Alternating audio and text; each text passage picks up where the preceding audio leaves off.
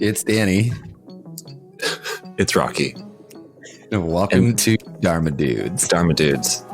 Dharma Dudes.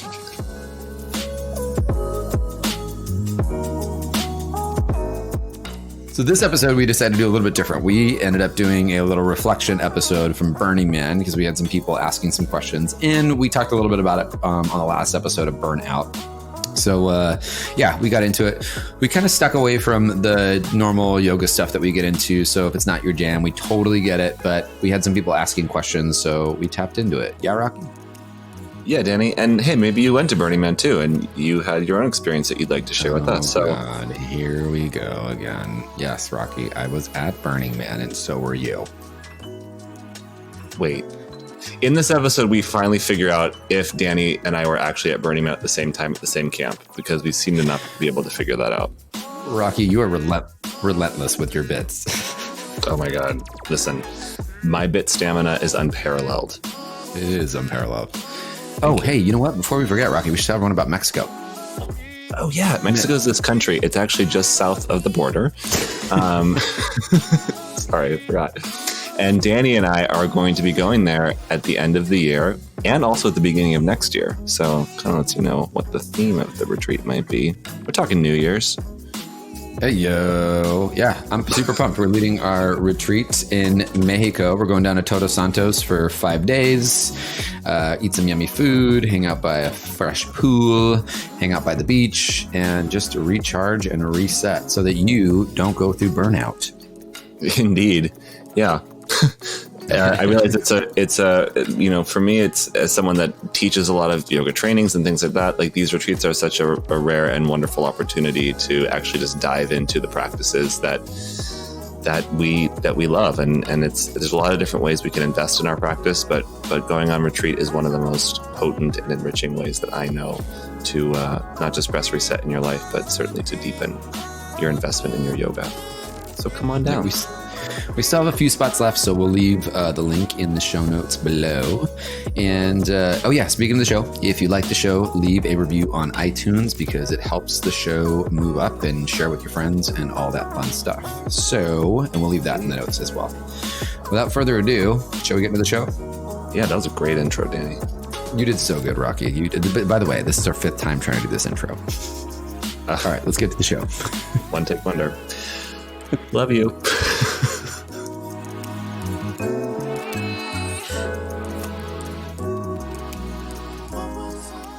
Rocky. Danny. Rocky, do you feel like processing with me right now, or do you want to process later on? What's the option that puts off the processing the longest possible? Later? Yeah, later. Okay, perfect. Let's talk about the weather, great movies you've seen. What are you watching on Netflix? I actually am watching something on Netflix. I'm watching The Mind. Right now, while you're recording this podcast? I'm sorry, what were you saying? I was watching Netflix. Oh, so sorry. Yeah, let me know when you're finished. So we're back from Burning Man. Welcome to Dharma Dudes. Welcome to Dharma Dudes. Yeah. Yeah, we're back. So we were thinking, because a lot of people were asking about how Burning Man was and what it was like and what the experience was like, that we would actually talk about it in this episode, mainly because we talked about it before. And there's actually a lot of yogic insights, in my opinion, about Burning Man. And there's also a really good yoga community out there in Burning Man. So Burning Man's really yogic. Really yoga. Also very weird. And so random. Rocky, I wish you were there this year. Oh, Danny, I was thinking the same thing about you. You have to go next year. I was like, why isn't he here? Yeah, I started a camp this year and had an art car, and it was so amazing, and everyone in my camp was really good, and I just wish you were there. Oh, that's so fun. I'm bummed I didn't run into you, because I was stayed with my friends started a camp, and they had an art car and everything. I stayed with their camp kind of last minute. Oh, yeah, I had a great time. I wish you would stop by and said hi. It's so weird that we didn't bump into each other. It's so weird. God, and random. You know what I mean? So random. Do you think our podcast listeners at this point understand the nature of our, I don't even know if it's sarcastic. I think it's more facetious, but it's you just going after me the entire time, attacking me. Yeah, I think they understand that now.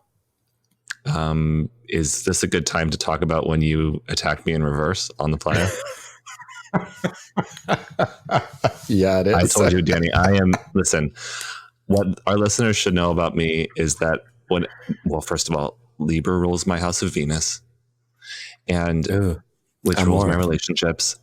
And therefore, in all relationships, I am equitable AF. So you come for me, I come for you. That's what's happening. Twofold. Yeah. You're relentless about it. There should be no question in anybody's mind that Danny started it. Like none. I definitely started it 100%. Yeah, I mean, there's a lot of different Dannys out there, guys. There's there's yogic Danny, there's fun Danny, there's bossy Danny. There's a word I probably can't say on the podcast, Danny. Let's say fun bitchy Danny. Can I say that? Yeah, sure, why not? Yeah. And as it turns out, like mirror that I am, like reflective nature that I hold, all of those characteristics live in me too. So thank you, Danny, for awakening. You're just a mirror image. Is that what it is? Yes. Got it. I wanted to sing Christina Aguilera Reflection, but I forgot how it goes. I just didn't realize until right now that I'm a big, beautiful black man. That's great. Thank you. You become a big, beautiful black man? Yeah, I mean, why not? Why not? Yeah. Okay. Not? So let's pull this fun. Thanks for tuning in. Bye. Hey, Danny, do you still feel burnt out? Okay. So that's what I was actually going to start with. So I did say that, before, we took off to Burning Man, that I was burnt out. And the truth was I was actually burnt out. I had I had so much going on, and I was moving and doing all the things and starting the camp and building the art car and whatnot. And my practice completely suffered. I hadn't practiced in quite a little bit, like at home, and I hadn't gone to a class, and I hadn't done any like studying or anything really. I just kind of like let everything fall by the wayside. And I realized that stuff really does fuel me a lot. Like it just gives me, it gives me that time and space to be mindful, to check in, all the things that go with that. And although Burning Man, as I like to say, it's the hardest and worst vacation I ever take, it really did fill me up. And the reason why it filled me up was because I was surrounded by such strong community. I got to hang out with some of my favorite people. I got to, I guess, play host, for some of my favorite people, or create hostess. Space. Yeah, hostess with the mostest. Or create space for some of my favorite people. And, what really blew me away, and what really I think was what was lacking before in my life, because I was so engulfed in, all the things, was to see everyone come together and actually care. Like to see everyone pitch in and do their part and take care of one another. And like at no point was anyone, not in sync with the group. At no point was anyone on a different level. And, everyone that was there with us really just was, I don't know, it was just really sacred. It was really cool. And I needed that. I needed to be surrounded by loved ones. I needed to be in a collective mindset. And I needed to just step away from that I think was the biggest thing was, this year, for me at Burning Man, there's normally never any cell reception, but sometimes you do get it for like a couple of days. And this year there was none whatsoever. And I didn't check my emails. I didn't check my text messages. I didn't check Instagram. I didn't do anything for a week. And it was fucking amazing.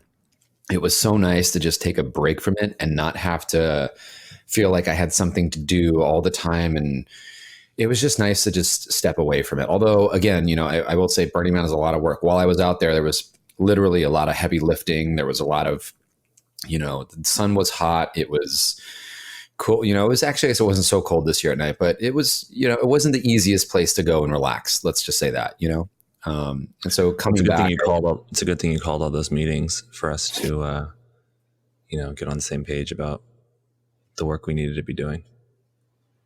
Oh yeah. So many meetings, so many meetings. When Danny calls a meeting, you're going to want to go. That's all I'll say. Yep. Yeah, it's mandatory. It is interesting how bossy. It is interesting how, what always kind of strikes me about Burning Man, and for some reason it struck me more this year, is like how much it doesn't matter, but how much it matters. Like how much meaning we can find in something that it has such little stakes, meaning like, my mom likened Burning Man once to those sand mandalas that the monks create. Have you seen this? Like they'll have different like colored sand in like little tubes, and they'll sit around for days and create these beautiful mandalas of sand on the ground. And they create these exquisite, like elaborate, beautiful designs out of sand. And then when it's over, they just come and they just sweep it away.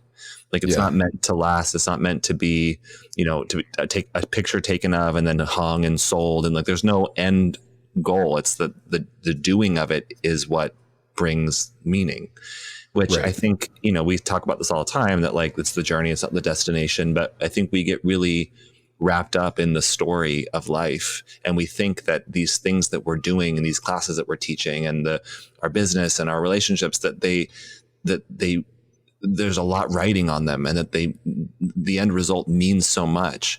When the meaning of life, I would think, are the lessons that we learn and the experiences that we have, and the skills that we adopt. And Burning Man very much feels like that. Like there's some really significant learning and really significant skill development as it relates to group dynamics and relationships and personal autonomy and connection and collaboration. But we create this really elaborate piece of art that then we have to not just sweep away, but we have to completely eradicate any trace that had ever even happened. Not to say that there's not, there's like the environmental influences and there's a lot of, I was also I felt in a stronger way this year of like, there is a strong trace left. Just because we sweep the ground of trash doesn't mean that there's not a footprint in a lot of different ways. But the frivolity of it all actually provides an environment where a lot of really deep meaning can emerge. It's interesting, like we talk a lot about impermanence and, in yoga as well. Like, it's everything is temporary, and, we are not this and that, and depending on your school of thought in yoga. But there's one thing, two really big takeaways, I got from Burning Man was that everything is temporary. And, I think you hit the nail right on the head where, it's the action of doing the thing that really is the value versus, the outcome to it. And there was so much that I did. And like you just said, everything's gone, broke it all down. there is none of it, and yet I came back so much more fulfilled because I did a thing, because we did a thing, because we did a thing together. And I don't know, it was really cool. And by the way, in case anyone missed that, Rocky's mom goes to Burning Man all the time, and she is incredible. This is her 6th year. I love your mom. She's so cool. I also love my mom and find her to be quite cool. I just saw her yesterday. She's actually working in town, so we got to do a little debrief. But yeah, I mean, that's something I never take for granted, that I can share that experience with her. We don't camp together, but we always kind of coordinate our pre and post burn, travel and stuff together. And she always stays really close by. So we see each other almost every day. I saw her a couple times in camp. Yeah. And it's like, which was weird because you weren't at my camp this year. I don't know why she was there, but maybe she just came to say hi to me. Where were you camped? I was in 715 and G. Really? That's where I was camped. That's so crazy. We didn't see each other. Yeah, that's yeah. I was so staying weird. at I think our camp was called at the Spiritual Bunny. Yeah, definitely not my camp. No. What was your camp called? The Sacred Hair. That's what a coincidence. That was yours too? Well, Spiritual Bunny, and we had it was like this magenta sort of light up. We called it. We had an art car that was called the Hair. Oh, ours was called the Bunny. Wow, that's wild. Anyway, Ron was in camp and I saw her. Isn't that so random? Isn't that totally random and weird? No, not only did I see you, Danny, at Burning Man, but I saw you. Oh, I knew you were going to say that. I see you, Danny. Okay. It was actually really nice to connect with you out there. And that's something too. Like, you know, we have so many different versions of our relationship. Like sometimes it's student teacher Danny and Rocky, and other times it's friend and friend. I guess friend, is that what we are? We're friends. What's it called? What's it called when you're friends with someone? It's called friend and friend, right? I mean, I think we're friends. And then it was fun to have like, oh my god, Danny, Danny Rocky. You guys, Danny totally thinks we're friends. It's really weird. Yeah, no, we're friends. I mean, yeah, that's cool or whatever. I mean, we're more like friend and friend. So until the next never, Dharma Dudes. Danny, we're friends. Come on. Are you kidding me? All right, Rocky, what was your highlight of Burning Man and why? Oof. How much to share on the Dharma Dudes podcast? Well, I will say that the theme for me this is my 8th year going to Burning Man, and it always occurs during the week of my birthday. And my mom also celebrates her birthday at Burning Man every year. So it's sort of like, it represents sort of my solar new year. Mm-hmm. So it's an interesting way to it's an interesting ritual to undergo every year. And I think that because at this point, this year I really embraced like, okay, Burning Man, I do this every year. Like I need to stop acting like I might not go this year. Maybe I will, maybe I won't. And then I find myself there. It's like, I go to Burning Man every year. It's what I do for my birthday. And then I got to yell at you and be like, Rocky, you're going. And we play this game back and forth. And then finally you're like, okay, I'm going to go. Yeah. And I'm like, I don't even let my friends talk to me like that, Danny. Like, so you certainly can't talk to me like that. That was a callback. We're friends. Okay. Yeah. But because of that, because Burning Man is a cyclical thing and it occurs at a time when I'm already somewhat kind of reflecting on my life, it does seem to be that the theme of Burning Man always kind of intersects my life around at different intervals of my, what am I trying to say, of what's going on with me relative to the subject of relationship. So the first year I went to Burning Man, I went with my first boyfriend, and we actually went like a few months after we broke up, which was, it's a long story, but so the ending of our relationship and the experience of us finding our autonomy again was definitely a theme of us being at Burning Man together. And I won't go through each year, but I've been in a different place relative to relationship every year. Several years ago, I got engaged to my ex at Burning Man. Last year I broke up with that ex right before Burning Man. So I can't help but really reflect on all of that, and also just my friend relationships and stuff. So, this year I met somebody before I was in Europe before Burning Man. I met somebody there that I brought with me, as you know, to the Playa. No, I didn't see you there. So that guy that I was with literally the whole time. Wait, you were at Burning Man? Oh, should we start the episode over? I feel like there's some necessary context clues that need to be. Got it. Yes, you did bring someone. Good. which felt risky, you know, like bringing anybody to Burning Man. I say it's always a make or break kind of endeavor. It's just it's such a heightened experience that if you're not meant to be with someone, or if there's incompatibilities, they'll tend to be really exaggerated, and the opposite is true. So I took a risk and brought someone with me to Burning Man, which, you know, we had our own like journey throughout the week, but it ended up being a make rather than a break kind of situation for us. And I think the highlight of my burn was not a specific moment necessarily, but I think just recognizing how far I've come in the process of healing my heart to be in a place where I even could kind of offer it to somebody else. And, you know, my ex was there, and I saw him there, and I really saw him shine there. He performs there. He's definitely in his element and really beautiful there.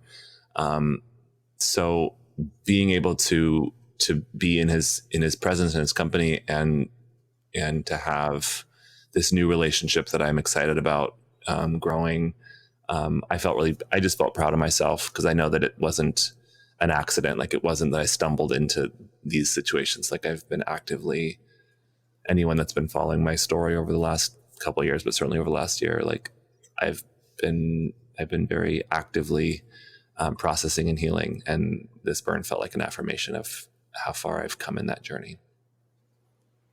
I definitely know you on that level, and I'm stoked and proud, and it was very cute to see you two together bouncing around, bebopping. It was fun to have that night with you guys and take you around on the bunny, and yeah, it was just really sweet to see you in that element, but also to see you happy was really cool. Oh, thanks.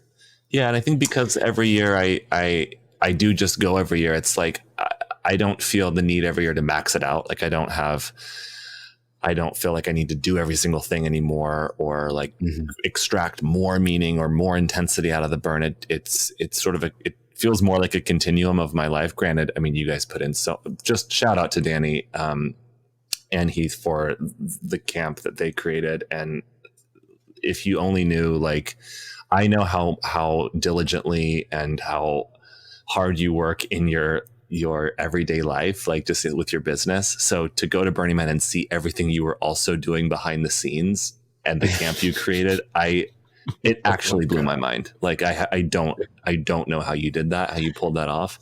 And it is very understandable to me why you were experiencing a little bit of burnout before going to Burning Man. Cause like, you created an environment, where we all were able to be cute and bop around and have our experience. And it didn't feel heavy at all. It felt really easy to be there. Didn't feel like a lot of work because of all the work that you did put in behind the scenes. So thank you for creating a space for us to let go, and unplug and detach a little bit from default and reconnect to ourselves. Cause Burning Man can be a lot of work, and it can feel like not the most fun vacation for everybody involved in a camp, depending on how well prepared the camp is for that. So that's on you. I appreciate it. Yeah. I mean, I at one point, you know, just getting closer to it, I was like, okay, everything else has to be on pause. I have to make sure that these 15 people are, one, you know, like just the small things that I have to think about, like food or shelter and water, you know, making sure we have shade and all the other things. But then, we had shade. Tons of it. But then, you know, even the small little details as far as like setting up the camp in a way that was functional, that was, you know, accessible, that we had everything that we needed, you know, there was just a lot that went into it. And I was beyond, I think for me, it's one of the proudest things I've ever done in my life. Like, to create that and to not only do that. So, you know, kind of, you know, what Rocky was saying, I did it with my partner. Not a lot of people know I got a partner. I didn't even, but I did it with my partner. And, you know, kind of as Rocky was saying, Burning Man can be really intense for relationships. It can really, you know, pull people apart if they're not ready or if they're not in the right space. And if anything, it brought, you know, him and I a lot closer. And at one point, you know, we did need a break, not from each other though. At one point we were like, let's just go away from camp for the day and just go do me and you and not have to worry about that, not have to be there and just like blah, blah, blah, blah, blah. So we ended up going to our other friend's camp on the other side of town. And, we took a shower there and we just hung out on their couches and, we ate there. It was cool because we didn't need a break from each other. We just wanted to step away from the camp so that we could have some more time with just one another. A break from me. And, yeah, I mean, yeah, pretty much. Yeah. I needed a break from Rocky. So like, you can just say that, Danny. That's what I'm saying. Like, you don't have to, I mean, I appreciate your diplomacy and like the way you say things, like, but just say it. Right. Okay. So I needed to get away from Rocky. No, it was really cool, and similar to you, Rocky, like, same thing about 3 years ago or 4 years ago now, 4 years ago now, I got engaged on the Playa, and, the year before, the following year, right before Burning Man, we broke up, and, I wasn't sure that I was going to go back to Burning Man. I wasn't excited about going back to Burning Man. I didn't get it. I didn't understand it. I thought it was stupid. I thought everyone that was there was a bunch of hippies, and, they were just, it wasn't my language yet. And it wasn't until I did some work on myself and I realized it is my thing. And it's actually now a huge part of my life. It's a big part of my life. It's something that I hold so, like I said earlier, it's something that I hold so sacred. And that's why I wanted to create the space and invite people to come and, have them share this thing that I love so much. It's changed my life completely. It's changed the way that I operate in the world and the way I operate in my house and with my friends and the connections that I make. It's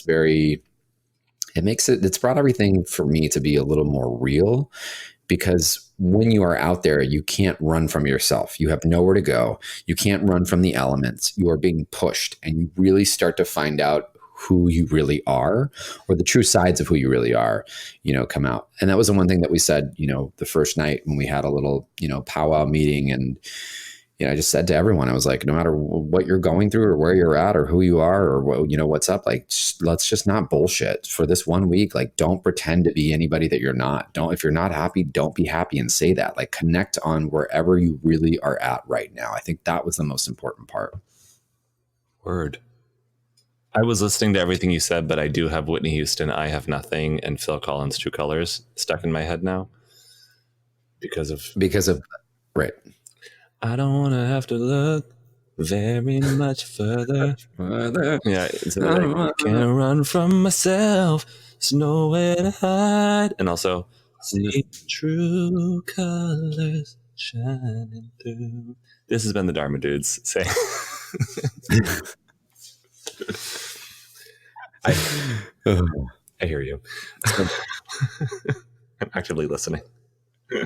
I mean, hey, people asked, what was Burning Man like? And this is the episode on what it was like for us. It was basically me launching into song when Danny was saying meaningful things and reflective things about his experience. It's pretty good snapshot. Well, was there a particular highlight moment for you? Was there like kind of, it's always interesting, like that Burning Man feels like it lasts a long time and also that it doesn't. Probably like life, like it feels long and short at the same time. And there seems to be this sweet spot that happens usually around like the middle of the week, like Wednesday, where like enough time has passed since you've been there, there's still enough time before you leave that you're just there.